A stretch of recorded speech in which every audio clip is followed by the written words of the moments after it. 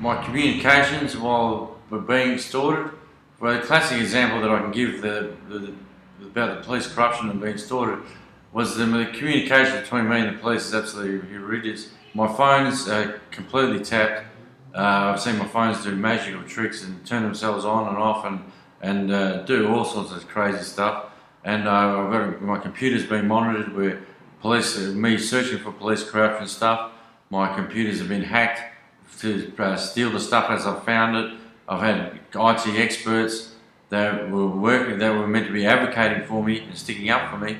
They were actually police informants. I've had 2 of them, and I've got a report from IT experts stating that my computer is 100% being monitored, etc., etc. Also got computer stuff with threats to do with my murder attempt in Coral Bay boat accident. Basically, that seemed to be coming from the police. I've had my dogs baited and poisoned. I'll just get.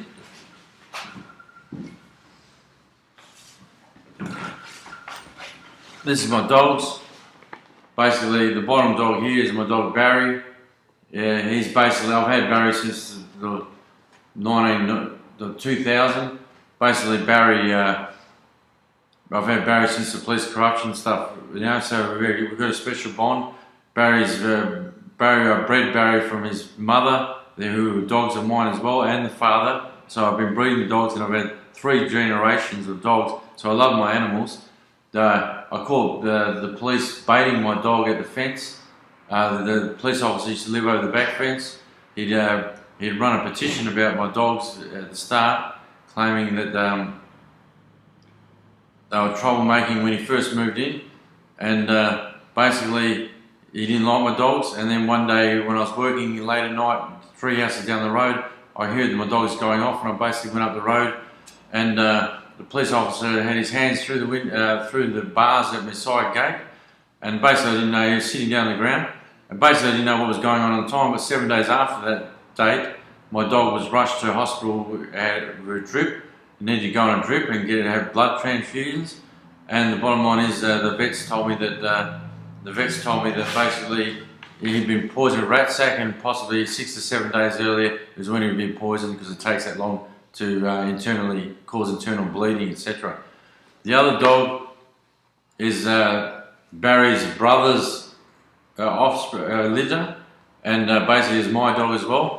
And basically that dog was baited as well and killed. And basically, I'm not saying 100% it was the same police officer, but I'm 99% sure it was the same guy.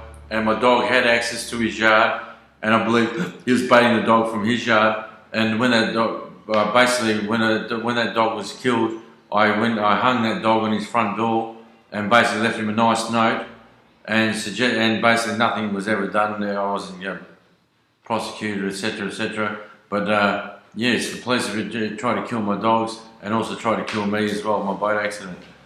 And they would have gained $1 million property by the best friend of the police sharing the name on the title of the house that I have got. Now, so what I did was, I've been extorted. You can imagine I'm trying to contact the police, and so I ring him up, and the police would just laugh at me. So basically, what I did was I realised I had to capture this. So what I did was I started sending emails to the police force, basically stating my queries, where I'd get an immediate reference number and a reply back, and saying it'll be sent to the appropriate department in the police force, and they'll get back to me as soon as possible. Now, I've sent nearly 50 replies, 50 emails to the police over certain years and years, and basically where I get these reference numbers, and it's going to be handed. And I'm talking about extortion, I'm talking about murder attempt, I'm talking about my house property, the extortion there, and the bottom line is I never had police attendance once. I've got tons of emails as evidence, and that's why I did send the emails, just to prove it as an evidence. So my whole communication and network to try and get help is totally cut off. And as far as the police are concerned, they're just non-existent. And it's like they already know they're responsible. That's why they don't even bother. Other times when I had the boat accident material, which labelled called Mark Shepherd that was involved in my boat accident. Basically, when I took that to the police, now I've got IT experts to say that my evidence is 100% correct because it's all of an IT nature. And the bottom line is that when I took that to the police, I was immediately escorted to Bentley Hospital and locked up in the lockboard on 2 separate occasions. And total corruption. You know, like these people try to murder me, attempted murder to get $1 million house, and basically I can't even go to the police station or anybody and get assistance or get anybody charged. And not only that, but the person that I caught, Mark Shepherd, when I caught him, I tried to communicate with him and get some answers, and he put me up for stalking, which I was charged, and I've done a 2-year community treatment order, which I'm just about to finish now. Absolutely ridiculous. Police corruption. Other studies that I've done about police intervening with medical staff and psychiatrists, how detrimental it is to the patient. Basically, the patients get involved, incarcerated without no evidence, no trials, etc. This is what it creates, and which is exactly my story and what's happened to me.